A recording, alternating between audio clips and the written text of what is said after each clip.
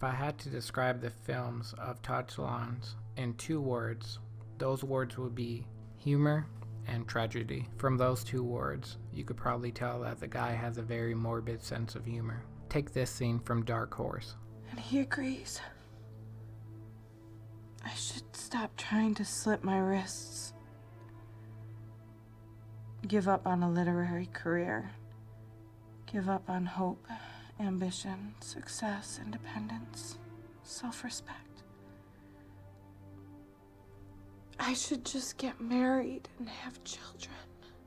What do you take from this scene? To me, it's both funny and depressing. You have this woman who is clearly damaged, giving in and settling. Todd makes this scene very funny by the reaction of the lead protagonist, which in turn makes us feel very uncomfortable for laughing at it. It's the finding of the humor in a tragedy that makes his films so entertaining to watch. This also gives the audience of his films additional empathy for his characters, which in turn give them more depth than the typical film characters. His characters are so well written and different from any that you'll usually see. He isn't afraid to write a character that's almost unlikable. Many have complained at the flatness of his cinematography and the cheap-looking production design. And while I do think this is due to the lack of a proper budget, however, I do think he does it in a way that only enhances the film. Much like in his writing, Todd's directing seems to strip his characters bare, both emotionally and physically. The light is often harsh and unflattering, which mirrors his writing style.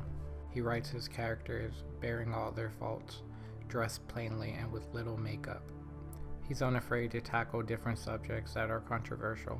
This allows him to provide us with conversations and thoughts that we wouldn't usually see in films. In one of his best films, Happiness, one of the characters we follow is Bill Maplewood, a pedophile.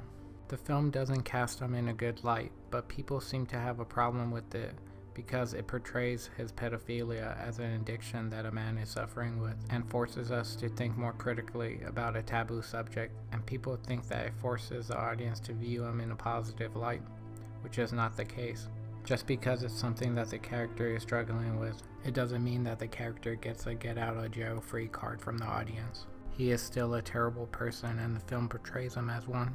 It's the discussion of these taboo subjects that make his films so compelling.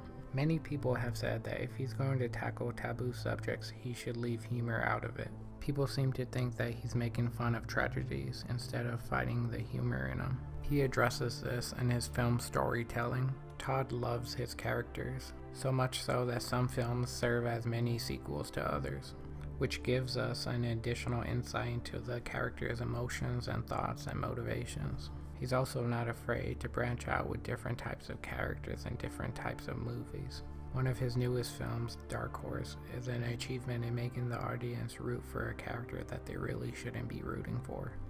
Todd's work is extremely underrated and should be seen by everyone. After all, he makes the films that no one else dares to make, with the characters that no one else dares to write.